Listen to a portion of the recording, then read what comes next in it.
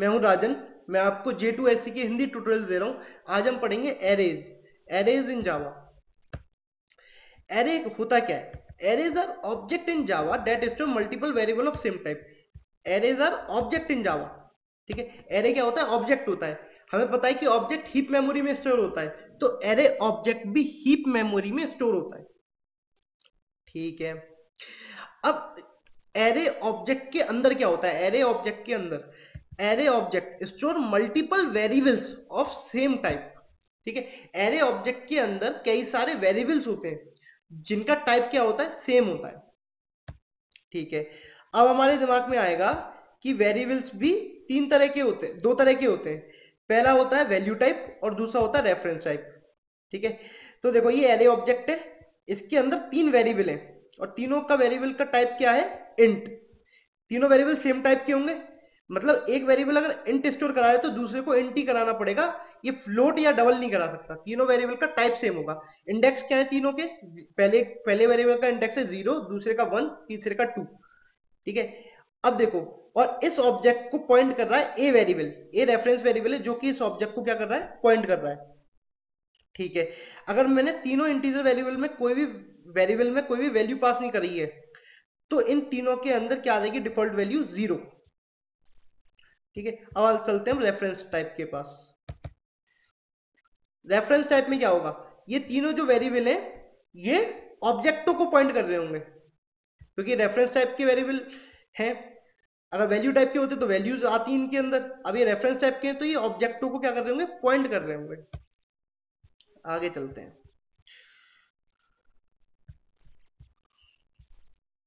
ठीक है, समझ में आया? Arrays are object in Java that store multiple variables of same type. Arrays में तीन चीजें इंपॉर्टेंट होती हैं। पहली चीज डिक्लेरेशन।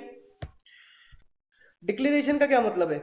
डिक्लेरेशन का मतलब है रेफरेंस वेरिएबल बना रहा हूं जो कि एरे के ऑब्जेक्ट को पॉइंट कर रहा होगा, और डिक्लेरेशन के टाइम पे मैं ये बता दूंगा कि वो कौन से टाइप के एरे के ऑब्जेक्ट को पॉइंट कर रहा होगा। मतलब एरे के ऑब्जेक्ट के अंदर जितने भी रेफरेंस वेरिएबल बनेंगे ना, जितने भी वेरिएबल्स बनेंगे, सॉरी, उनका टाइप क्या होगा।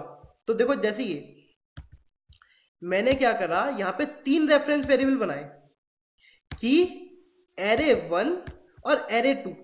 ये तीनों रेफरेंस वेरिएबल किसी ना किसी इंटीजर एरे को पॉइंट कर रहे होंगे। इंटीजर एरे का मतलब कि एक एरे ऑब्जेक्ट होगा जिसके अंदर जो वेरिएबल्स होंगे वो सारे इंटीजर टाइप के होंगे। ठीक है, जितने भी बॉक्सेस होंगे उनके अंदर इंटीजर टाइप की वैल्यू आएगी। ठीक है, एक तो ये डिक्लेरेशन है एरे का, एक डिक्लेरेशन ये है। ठीक है, केवल आप दो तरीके से ही एरे को डिक्लेयर कर सकते हो। और डिक्लेरेशन का मतलब कि रेफरेंस वेरिएबल बनाना और ये बताना कि वो किस टाइप के एरे के ऑब्जेक्ट को पॉइंट करेगा। अब आगे चलते हैं। एरे डिक्लेरेशन हो गया। एरे कंस्ट्रक्शन, अभी तक हमने रेफरेंस वेरिएबल बनाया था, अब हम हीप मेमोरी के अंदर एरे ऑब्जेक्ट बनाएंगे। तो देखो, एरे ऑब्जेक्ट कैसे बनता है? न्यू कीवर्ड का हेल्प करके ऑब्जेक्ट बनता है। तो न्यू स्पेस इंट ब्रेसेस में 3। इससे क्या होगा कि एक एरे ऑब्जेक्ट बनेगा जिसके अंदर तीन बॉक्स बन जाएंगे, तीन वेरिएबल बन जाएंगे, और वो तीनों वेरिएबल इंटीजर टाइप की वैल्यू स्टोर कराएंगे। ठीक है, तो ऑब्जेक्ट बनता है इससे। और जो ऑब्जेक्ट बना उसका एड्रेस मैंने की में डाल दिया, तो की क्या कर रहा होगा? उस ऑब्जेक्ट को पॉइंट कर रहा होगा, एरे ऑब्जेक्ट को। आगे चलते हैं। अब तक मैंने आपको, हाँ, यहाँ पे ये लाइन कंपाइलर एरर दे सकती है। ये लाइन कंपाइलर एरर क्यों देगी? जब आप एरे का ऑब्जेक्ट बना रहे हो तो आप साइज स्पेसिफाई जरूर आपको करना पड़ेगा। मतलब आप एरे के अंदर कितने बॉक्सेस चाह रहे हो, एरे के ऑब्जेक्ट के अंदर कितने बॉक्सेस चाह रहे हो। यहाँ पे मैंने साइज स्पेसिफाई नहीं करा, ठीक है, तो यहाँ पे बॉक्सेस नहीं बनेंगे, फिर वेरिएबल्स नहीं आएंगे एरे के ऑब्जेक्ट के अंदर। और वैल्यू आपको कहाँ स्टोर करानी है? वेरिएबल्स बॉक्सेस में ही तो करानी है। तो अगर आप साइज स्पेसिफाई नहीं करोगे, यहाँ पे स्पेसिफाई नहीं करोगे साइज, तो कंपाइलर एरर आ जाएगी।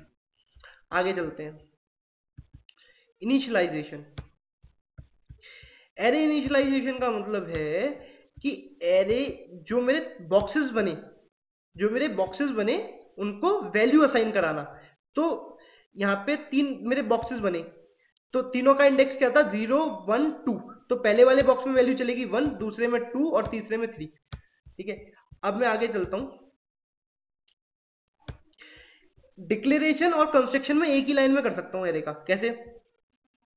मैंने यहां एनिमल टाइप का रेफरेंस वेरिएबल बनाया है, जो कि एरे टाइप, जो कि एनिमल टाइप के एरे को क्या कर रहा है, पॉइंट कर रहा है। ठीक है, अब एनिमल टाइप का जो एरे है, ठीक है, एनिमल टाइप का जो एरे है उसके अंदर तीन बॉक्सेस हैं, तीन बॉक्सेस हैं जो कि तीन बॉक्सेस हैं जो कि एनिमल टाइप के तीन ऑब्जेक्टों को क्या करेंगे, पॉइंट करेंगे। ठीक है, तो देखो ये लाइन समझ में आ गई या? इस लाइन से मैंने डिक्लेरेशन करा, मैंने रेफरेंस वेरिएबल बनाया, और इस लाइन से मैंने क्या करा, ऑब्जेक्ट बनाया, और उस ऑब्जेक्ट के अंदर तीन बॉक्स बनाए। ठीक है, और तीन बॉक्सों को यहां पे मैंने वैल्यू प्रोवाइड करा दी। पहले बॉक्स को मैंने ये वाला एनिमल ऑब्जेक्ट दे दिया जिसकी वैल्यू है कैट। दूसरे वाले बॉक्स को मैंने ये वाला एनिमल ऑब्जेक्ट प्रोवाइड करा दिया जिसके अंदर वैल्यू है रेड। तीसरे वाले को मैंने ये वाला ऑब्जेक्ट पास करा दिया जिसके अंदर वैल्यू है काउ। ये एक फिगर से समझ में आ जाएगा।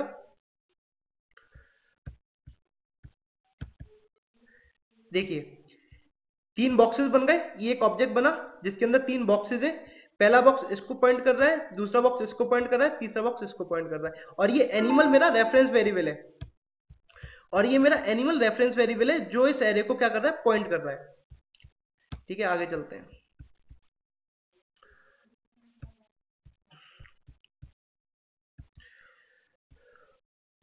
कंस्ट्रक्ट, डिक्लेरेशन, कंस्ट्रक्शन और इनिशियलाइजेशन में एक ही लाइन में भी कर सकता हूं। कैसे? सिंपल तरीका है, ये मैंने डिक्लेरेशन कर दिया एरे का। ठीक है, और इस लाइन से क्या करा, एक एरे ऑब्जेक्ट बना जिसके अंदर तीन बॉक्सेस बने, और तीनों बॉक्सेस को इंटीजर वैल्यू 6, 8, 9 असाइन हो गई। ठीक है, इस लाइन पे चलते हैं। ये मेरा डिक्लेरेशन हो गया। इस लाइन से क्या हुआ, इस लाइन से एक एनिमल रेफरेंस वेरिएबल बन गया जो कि एनिमल टाइप के एरे ऑब्जेक्ट को पॉइंट करेगा। और इस लाइन से क्या हुआ, एक एरे ऑब्जेक्ट बना, ठीक है, उसके अंदर दो बॉक्सेस बने। पहले बॉक्स में ये वाला ऑब्जेक्ट असाइन हो गया, दूसरे बॉक्स में ये वाला ऑब्जेक्ट असाइन हो गया, और जो एरे ऑब्जेक्ट बना उसका एड्रेस इस रेफरेंस वेरिएबल को असाइन हो गया। ठीक है, आगे चलते हैं। ठीक है, अब मैं आपको समझाऊंगा कि अगर आपको एरे किसी मेथड को पास कराना है तो कैसे करेंगे, और आपको एरे लूप में पास कराना है तो कैसे करना है। इसके लिए आपको लेंथ कीवर्ड के बारे में पढ़ना होगा। एरे में कीवर्ड होता है लेंथ। लेंथ कीवर्ड क्या करता है, लेंथ कीवर्ड एरे की लेंथ को रिटर्न कर देता है। जैसे मैंने कोई एरे बनाया जिसके अंदर वैल्यू है 6, 8, 9, ठीक है, इसके अंदर तीन एलिमेंट है, तो अगर आप एड डॉट लेंथ लगाओगे मेथड तो रिटर्न क्या कर देगा, ये तीन, थ्री रिटर्न कर देगा, उस एरे की लेंथ को रिटर्न कर देगा। तो आगे चलते हैं। तो देखो इसमें कुछ नहीं है, एक क्लास बनाई है एरे, इसके अंदर दो मेथड है। पहला मेथड है मिन और दूसरा मेथड है मेन। ठीक है, हम कहां थे, मैंने क्लास बनाई एरे, इसके अंदर दो मेथड है केवल। एक मेथड है मिन, ठीक है, जो एक एरे ले रहा है, ठीक है, और एक मेथड है मेन। देखो होता क्या है, एंट्री पॉइंट क्या होता है हमारा, मेन मेथड। तो मेन मेथड के अंदर चलते हैं। मेन मेथड के अंदर केवल ये दो लाइन है। ठीक है, इस लाइन का मतलब आपको पता है, एक एरे बन गया होगा जिसके अंदर चार वैल्यू है 33, 3, 4, 5, और उसको पॉइंट कर रहा होगा, एरे ऑब्जेक्ट को ए पॉइंट कर रहा होगा। ठीक है, अब मैंने हमारी क्लास का, हमारी क्लास क्या थी, एरे। ठीक है, इस क्लास का क्या बनाया, ऑब्जेक्ट। इस क्लास के ऑब्जेक्ट से मैं इस क्लास के सारे मेथड कॉल करा सकता हूं। इस क्लास के अंदर केवल एक ही मेथड था, मिन। ठीक है, मैंने उसे कॉल कराया। मिन मेथड क्या ले रहा था, एरे ले रहा था। अब देखो यहाँ पे मेन चीज है, अगर आपको एरे पास कराना है किसी मेथड के अंदर तो आप कैसे कराओगे, सिंपल, यहाँ पे आप रेफरेंस वेरिएबल पास करा देते हो। रेफरेंस वेरिएबल जो कि एरे को, ऑब्जेक्ट को पॉइंट कर रहा है। तो यहाँ पे ए था रेफरेंस वेरिएबल जो इस एरे ऑब्जेक्ट को क्या कर रहा था, पॉइंट कर रहा था। तो आप मिन मेथड के अंदर ए को पास करा दोगे, passing array in the method. अब आते हैं मिन मेथड के पास।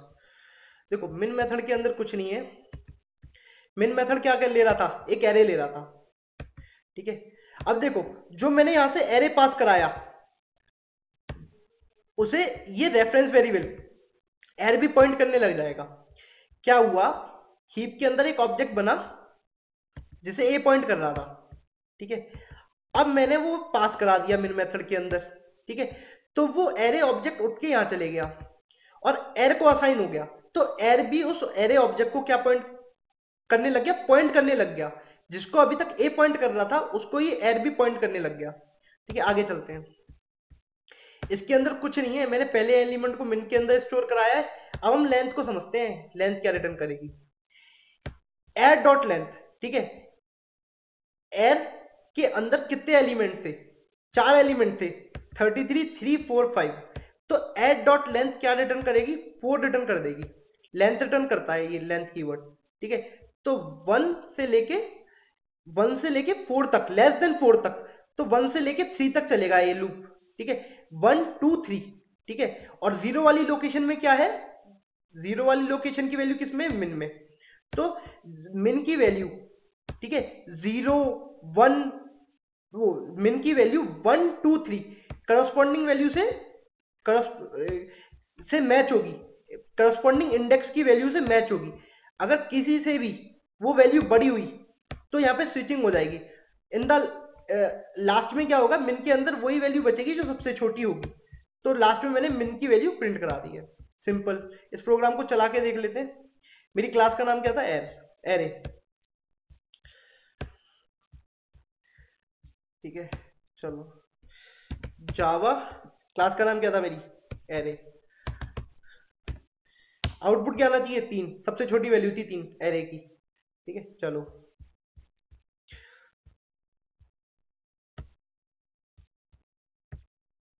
ओके, आगे चलते हैं।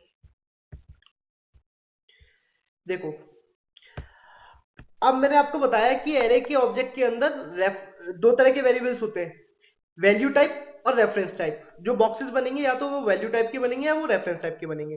अगर वो वैल्यू टाइप के बनते हैं तो उनके अंदर सिंपली वैल्यू स्टोर हो जाएगी। अगर वो रेफरेंस टाइप के बनते हैं तो देखो क्या होता है। रेफरेंस टाइप के वेरिएबल की एक एक खासियत होती है कि अगर एनिमल टाइप का वेरिएबल है, वेर, एनिमल टाइप का एक वेरिएबल है, तो एनिमल टाइप का वेरिएबल एनिमल टाइप के ऑब्जेक्ट को तो पॉइंट कर सकता है, उसके साथ साथ उसकी सब क्लास के ऑब्जेक्ट को भी पॉइंट कर सकता है, ठीक है। सुपर क्लास के वेरिएबल में सुपर क्लास का ऑब्जेक्ट उसके साथ साथ सब क्लास का ऑब्जेक्ट भी असाइन हो सकता है। क्लियर है। तो देखो, इसमें मैंने क्या कराया है, इस प्रोग्राम में मैंने सिंपली 4 क्लास बनाई है टोटल, ठीक है। पहली क्लास है एनिमल, दूसरी क्लास है कैट, कैट क्लास सब क्लास है एनिमल की, ठीक है। डॉग क्लास एक क्लास है डॉग, जो कि सब क्लास है एनिमल की। तो सुपर क्लास है एनिमल, कैट सब क्लास है एनिमल की, डॉग भी सब क्लास है एनिमल की, ठीक है। तो देखो, और तीनों क्लास के अंदर एक मेथड है जिसका नाम मेथड है, और जो कि रिटर्न कर रहा है एक स्ट्रिंग। एनिमल का मेथड रिटर्न कर रहा है एनिमल, ठीक है। कैट का मेथड रिटर्न कर रहा है कैट। यहां पे मैंने इस मेथड को क्या करा है, ओवरराइडिंग कराई है। सुपर क्लास में भी ये मेथड है सेम टू सेम, जिसके सिग्नेचर बिल्कुल सेम है, नाम भी मेथड है और स्ट्रिंग टाइप की वैल्यू रिटर्न कर रहा है और कुछ भी नहीं ले रहा, ठीक है। और ये सब क्लास में भी प्रेजेंट है। तो यहाँ पे मैंने क्या करी है, ओवरराइडिंग करी है। तो और कैट क्लास का मेथड क्या रिटर्न कर रहा है, कैट स्ट्रिंग रिटर्न कर रहा है। डॉग क्लास का मेथड क्या रिटर्न कर रहा है, डॉग स्ट्रिंग रिटर्न कर रहा है। क्लियर। आगे चलते हैं। तो एनिमल सुपर क्लास है, कैट सब क्लास है एनिमल की, डॉग सब क्लास है एनिमल की। अब चलते हैं टेस्ट क्लास में। इस क्लास के अंदर मेरा मेन मेथड है, और मेन मेथड मेरा क्या होता है, एंट्री पॉइंट होता है। बस मुझे ये लाइन समझनी है 3।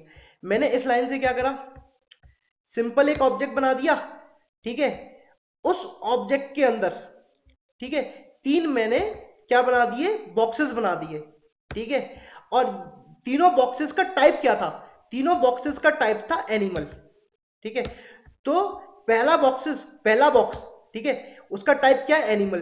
तो उसके अंदर एनिमल टाइप का ऑब्जेक्ट जा सकता है, बिल्कुल जा सकता है। दूसरे बॉक्स का टाइप क्या है, एनिमल, उसके अंदर कैट का ऑब्जेक्ट जा सकता है, बिल्कुल जा सकता है। एनिमल का तो जाएगा ही जाएगा, लेकिन एनिमल की सब क्लास का भी जा सकता है। तो कैट का ऑब्जेक्ट जा सकता है, बिल्कुल जा सकता है। ऐसी एनिमल की सब क्लास के अंदर ऐसी तीसरे वाला बॉक्स जो है वो एनिमल टाइप का है, उसके अंदर डॉग का ऑब्जेक्ट जा सकता है। अब मैंने क्या करा है, सिंपली एक लूप चलाया है जीरो से लेके कहां तक, एनिमल की लेंथ क्या है, एरे की लेंथ है 3, तो 0 1 और 2, 0 1 2 के लिए ये लूप चलेगा।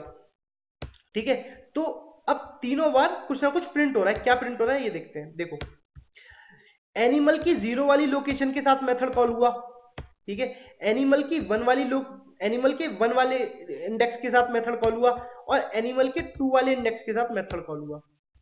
ओके, एनिमल के 0 में क्या था, कंपाइल टाइम पे देखते हैं। एनिमल के 0 में, एनिमल के 0 का टाइप क्या था, एनिमल के 0 का टाइप था एनिमल। ठीक है, तो क्या एनिमल के अंदर वो वाला मेथड है जिसका नाम मेथड है और जो कुछ भी नहीं ले रहा, बिल्कुल है, चेक हो जाएगा, कोई एरर नहीं आएगी कंपाइल टाइम।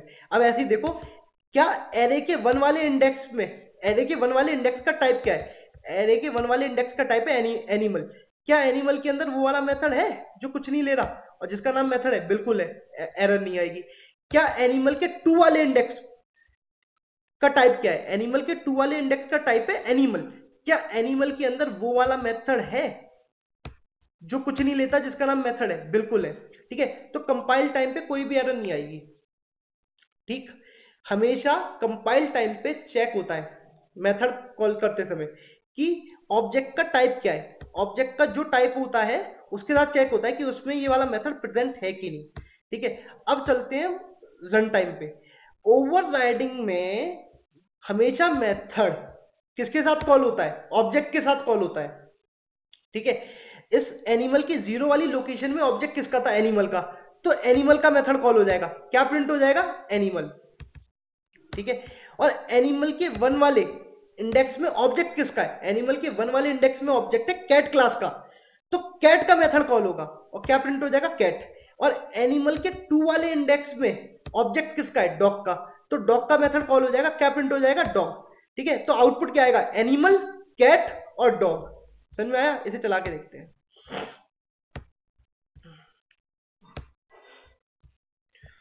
ये डेमो बड़ा अच्छा था, ये आपको लेंथ कीवर्ड उसके साथ साथ लेंथ कीवर्ड के साथ साथ आपको ओवरराइडिंग दोनों कवर कर रहा है। ठीक है, तो जावा, मेरी क्लास का नाम क्या था, मेरी क्लास का नाम था टेस्ट एनिमल। ठीक है, आउटपुट क्या आना चाहिए, एनिमल, कैट और डॉग, यही आउटपुट है। ठीक है, आगे चलते हैं।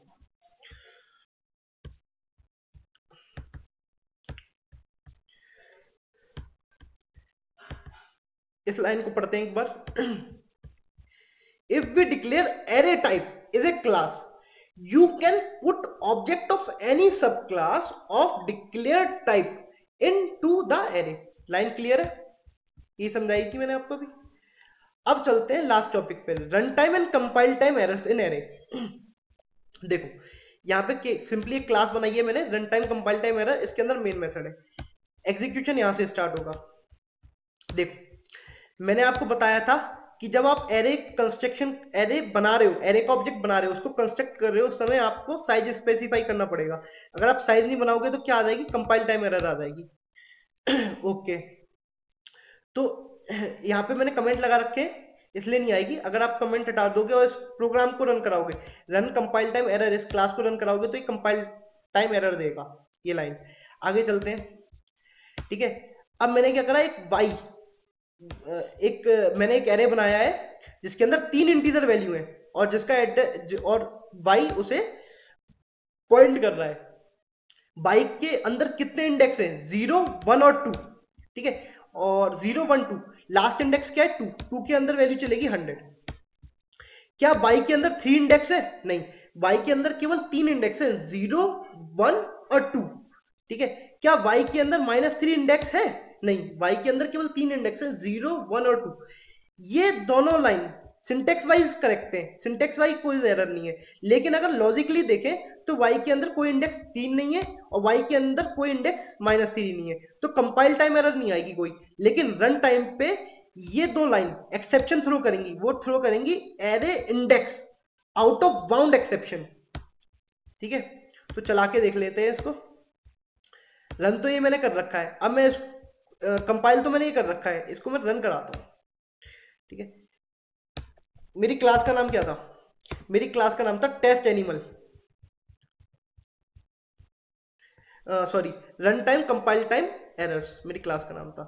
मैंने क्या बोला, इसको जब मैं रन कराऊंगा क्लास को तो मेरे पास क्या होगा, एक्सेप्शन आएगा, array index out of bounds. देखो, exception in thread main Java dot lang array index out of bound exception. Clear है? अब मैं क्या करूंगा, ठीक है,